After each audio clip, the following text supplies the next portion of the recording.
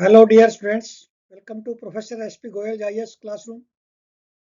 प्यारे विद्यार्थियों, आज हमारे पास केवल 171 डेज है प्रीलिम के। तो प्रीलिम जो है, ये समझ लीजिए ये हमारी जान है। इसके बगैर हमारे पास कुछ नहीं है। हमारे कितना ही अच्छा हम ऑप्शनल तैयार कर लें, कितना हम अच्छा एससी लिख सकते हैं, बड़ी अच्छी हमारी आंसर राइटिंग है, लेकिन आपने यदि प्रीलिम्स को थोड़ा सा भी इग्नोर कर दिया ना, ये आपको बड़ा कॉस्टली पड़ेगा। और ये आप समझ रहे हैं, इस चीज़ को आप समझते भी हैं, लेकिन क्या है कि आप मेन में इतने आप मगन है। साथ साथ मैं ये कहता हूँ आपको, अभी भी समय है। करंट अफेयर्स के आपके पास कम से कम 35-40 क्वेश्चन आएंगे, फिर न्यूज़पेपर से 15-20 और आएंगे स्टैटिक के। 50% ये मान के चलो न्यूज़पेपर से है। तो क्यों ना आज से मेरे साथ न्यूज़पेपर पढ़ना शुरू कर दो। मैं 4 घंटे पढ़ूंगा, आपने केवल 30 से 60 मिनट, आधा घंटा से 1 घंटा बस, उसमें आपका प्रीलिम्स का और मेन का दोनों का हो रहा है। बिल्कुल फ्री हो जाओगे आप। और डायरेक्ट क्वेश्चन आएंगे, जिस तरह से मैं रोजाना आपको मेन के कैसे क्वेश्चन निकाल के लाता हूँ, कहीं पे भी नहीं मिलेंगे इस तरह। क्योंकि रोजाना कौन पढ़ेगा 4-4 5-5 घंटे न्यूज़पेपर को? क्वेश्चन कौन बनाएगा? फिर आपके प्रीलिम्स के जिस तरह से मैं क्वेश्चन बना रहा हूँ, वो क्वेश्चन रोजाना दे रहा हूँ जो ना आपको आते थे, ना 25 मई तक आपको आने थे, ना मुझे आते। मुझे भी जब भी समझ आ रहे हैं जब न्यूज़पेपर में आ रहा है, मुझे भी नहीं पता कल क्या क्वेश्चन आएंगे। यही एग्जामिनर को चाहिए कि ऐसे क्वेश्चन दो जो इन्होंने सुने नहीं है, अनकन्वेंशनल। और ये कभी मत सोचना पेपर डिफिकल्ट आता है। पेपर, कई क्वेश्चन इतने सिंपल होते हैं न्यूज़पेपर में डायरेक्ट होते हैं। रोजाना मैं बताता हूँ 4-5 क्वेश्चन तो रोजाना देता हूँ, जो हिडन है सर्च करके देता हूँ। तो ये ऐसा आपको कहीं पे भी नहीं मिलेगा। रोजाना कोई आपको 4 घंटे एनालिसिस करके परोस के दे दे हलवे की तरह से, ऐसा नहीं मिलेगा कभी। इसलिए इमीडिएटली आप मेरे साथ न्यूज़पेपर पढ़ना शुरू कर दो आज से ही। और कोई 1% भी, ये 0.1% भी चांस मत दो प्रीलिम्स को कि आपको क्वालिफाई ना हो।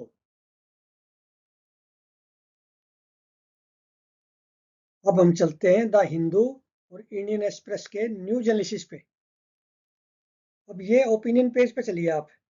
एक तो मैं आपको ये बड़ा जो है काम की बात बता रहा हूँ, बड़ा इंपॉर्टेंट बात बता रहा हूँ कि आप न्यूज़पेपर को साथ रखिए। न्यूज़पेपर को, आपके पास है न्यूज़पेपर, उसको साथ रखिए। जब मैं पढ़ा रहा हूँ तो न्यूज़पेपर को भी खोल लीजिए मेरी तरह से। अब ये ओपिनियन पेज पे है, opinion page, editorial, data point, ये सारे टेस्ट एंड कंटेस्ट, ये सब ये समझ लीजिए आप एडिटोरियल ही है, आपका एग्जाम का सिलेबस है ये।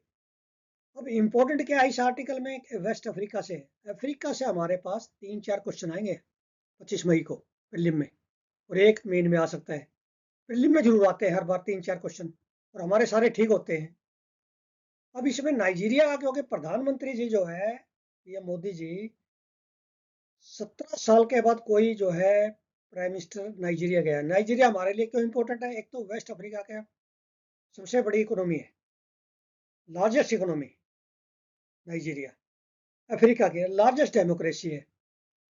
और पिछले दिनों मैंने एक क्वेश्चन भी आपको दिया था कि जब प्रधानमंत्री जी वहां पर गए, तो नाइजीरिया का second highest national award, grand commander of the order of the niger, ये दिया उन्होंने।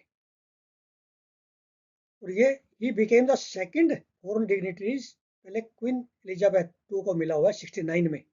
तो ये इंपॉर्टेंट है हमारे लिए, जब हम नाइजीरिया के साथ या वेस्ट अफ्रीका के साथ रिलेशंस बायलैटरल करेंगे डिस्कस, तो ये लिखना पड़ेगा हमें। अब ये देखिए, अब इसी तरह क्या है कि हमारा जो है, एक तो डिफेंस में उनके साथ जो है हम वेपन्स दे रहे हैं, और साथ में जो है हम न केवल नाइजीरिया को, इजिप्ट को, अल्जीरिया, मोरक्को, तंजानिया, मोजाम्बिक, इन कंट्रीज को भी दे रहे हैं। इजिप्ट भी अफ्रीका में, याद रखना, नॉर्थ अफ्रीका में। देन उसके बाद हमारा 100 मिलियन का जो है हमने असिस्टेंस दिया, डेवलपमेंट असिस्टेंस, कंसेशनल लोन्स दिया है। अब इसके साथ में इंपॉर्टेंट ये है कि Lekki deep sea port of Nigeria, ये इसमें आई है न्यूज में। अब चाइना इसको जो है बना रहा है, हमारे लिए कंसर्न का है, क्योंकि चाइना की भी वहाँ काफ़ी इन्वेस्टमेंट है। वहाँ पे 22 जो है इंफ्रास्ट्रक्चर के प्रोजेक्ट है चाइना के, और 47 बिलियन डॉलर जो ना चाइना ने वहाँ पे निवेश किया हुआ है, इन्वेस्ट किया है।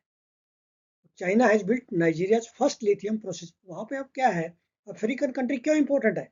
एक तो वहाँ पे क्रिटिकल मिनरल्स है, हर कंट्री की नज़र है, डेवलप कंट्री की, पूरे वर्ल्ड की नज़र है अफ्रीका पे। तो हमें, ये मैंने सारे क्वेश्चन आपके एमसीक्यू में दिए, किस कंट्री में कौन सा जो है क्रिटिकल एलिमेंट सबसे ज़्यादा होता है।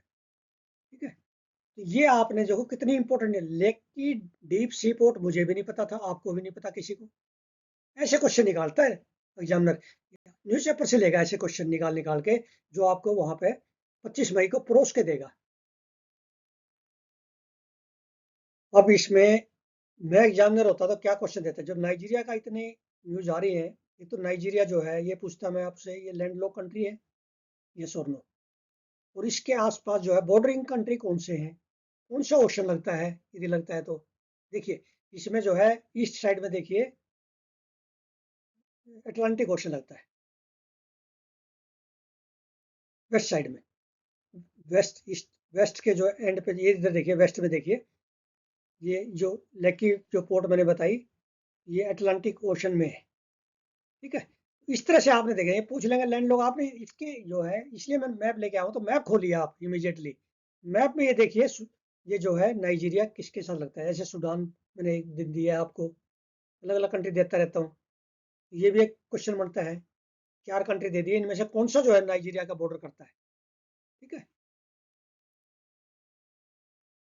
अब ये साइंस पेज पे छोटी सी न्यूज है, लंबी आती है ना एक साइड में, एक बड़ी न्यूज आती है, कम से कम 1 या 2 क्वेश्चन डेली लेके आता हूँ मैं साइंस पेज से।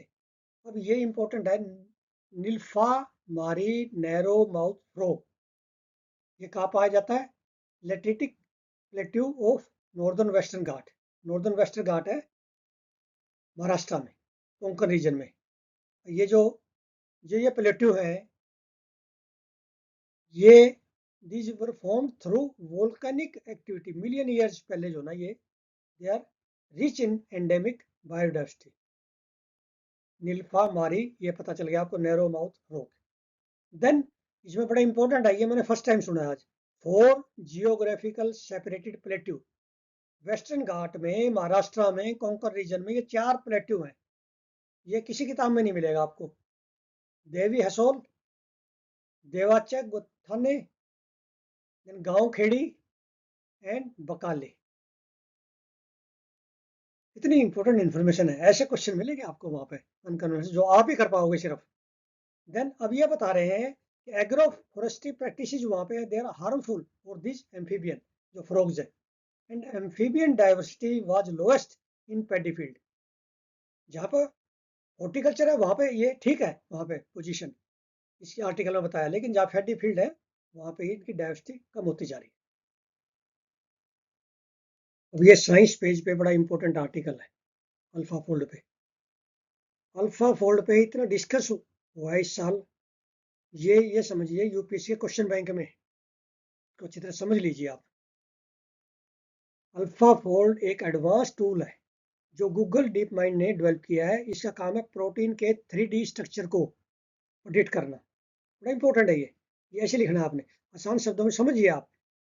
प्रोटीन्स हमारे शरीर के अंदर छोटी मशीन की तरह काम करते हैं, जो डाइजेशन, बीमारी से लड़ने और सेल्स को सपोर्ट करने जैसा काम करते हैं। यह काम करने के लिए प्रोटीन का एक स्पेसिफिक शेप या फोल्ड होना जरूरी है।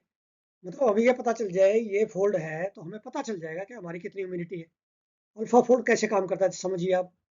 अल्फा फोल्ड आर्टिफिशियल इंटेलिजेंस का यूज करके प्रोटीन्स का शेप प्रोडिक्ट करता है, तो ये टूल है। ठीक है?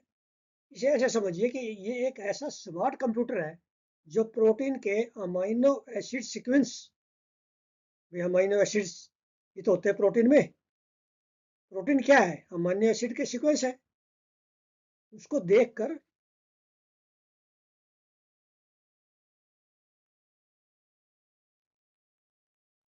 प्रिडिक्ट करता है कैसे फोल्ड होंगे। एआई की पावर देखिए, ये एआई डाटा और पैटर्न्स को एनालाइज करके एक्यूरेट प्रिडिक्शन करता है। एक्यूरेसी आ गई ना प्रिडिक्शन में, तो हमारी बहुत सारी प्रॉब्लम सॉल्व हो जाएंगी मेडिकल साइंस में। और ये फास्ट है, एक्यूरेट है।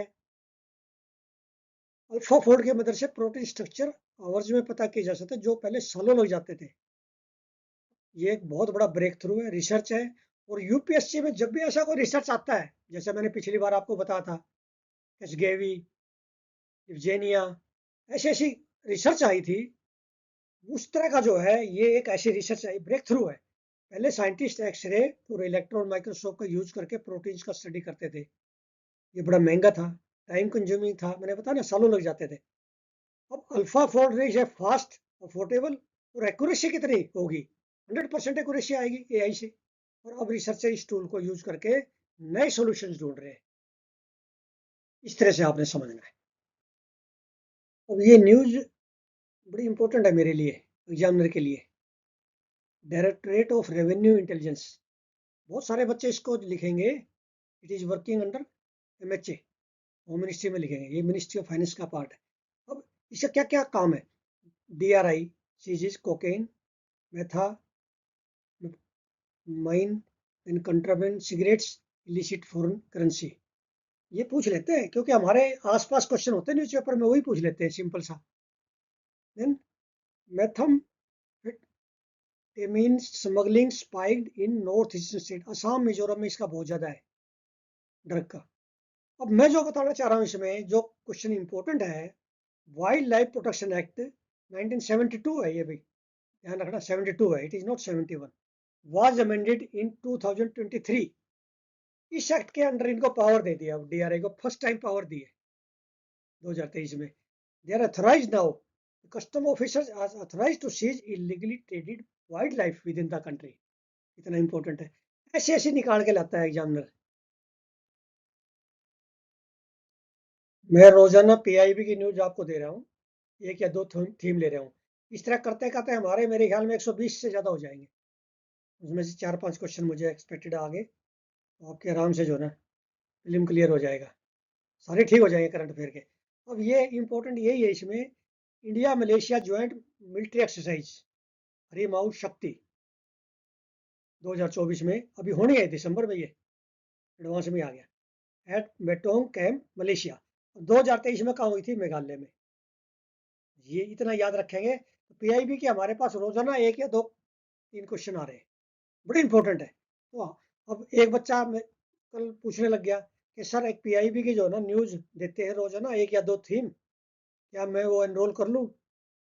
भाई मैं रोजाना 100% दे रहा हूँ, जब उसके लिए अलग से जो ना वो कहता है जी 6-7 हज़ार रुपये लगेंगे। Why to waste money and time? जब मैं सारा दे रहा हूँ, फिर मैं जो दूंगा, मैं इसमें जो जो क्वेश्चन निकालता हूँ ना, वो एग्जामिनर की तरह से निकालता हूँ अंदर से। देखिए, हमारे पास केवल मैंने बताया 171 डेज बचे हैं प्रीलिम के, 17 दिन और लगा लो। आप मटेरियल के पीछे मत भागना, मटेरियल को कंसोलिडेट करो, जो याद करो इसको। मैं आपके साथ इसलिए लग रहा हूँ कि मैं सारा का सारा कंसाइज कर रहा हूँ, हमारे जो है प्रीलिम में भी सेफ हो जाए और मेन में हमारे जो है डायरेक्ट क्वेश्चन मिले। यदि आप ज्यादा मटेरियल पढ़ोगे तो मेन जो इश्यू है उससे हट जाओगे, फालतू मटेरियल पढ़ोगे। मान लिया आप 10 घंटे पढ़ते हैं तो इसका मतलब आपके इफेक्टिव स्टडी तो 2-3 घंटे की आ रही है। अब हमारे पास 171 डेज तो प्रीलिम्स के और 70 दिन मेन के, इसमें हमने सारा जो मटेरियल है उसको कंसोलिडेट करना है। प्रीलिम भी सेफली निकालना है और मेन में जो है हमारा रैंक आएगा, तो याद करके ये सारे रिवाइज करके, इतना ही समय है हमारे पास, 10-12 घंटे हम पढ़ेंगे तो इतना ही कर पाएंगे बस। भागो मत, किताबों की दुकानों पे मत भागो, मटेरियल ये अच्छा है, ये अच्छा है, ये ले लें। वो जो किताब लोगे उसमें पैसा लगे, उसको वसूल करने की सोचोगे, ये आमतौर पे होता है। तो इसलिए आपने कंसोलिडेट करना है और मेरे साथ जुड़े रहो, और न्यूज़पेपर से नहीं डरना आपने। सिर्फ आधा घंटा 1 घंटा मुझे दे दो, आपके जो है प्रीलिम भी और मेन भी पूरी तरह से सेफ हो जाएंगे। Thank you very much.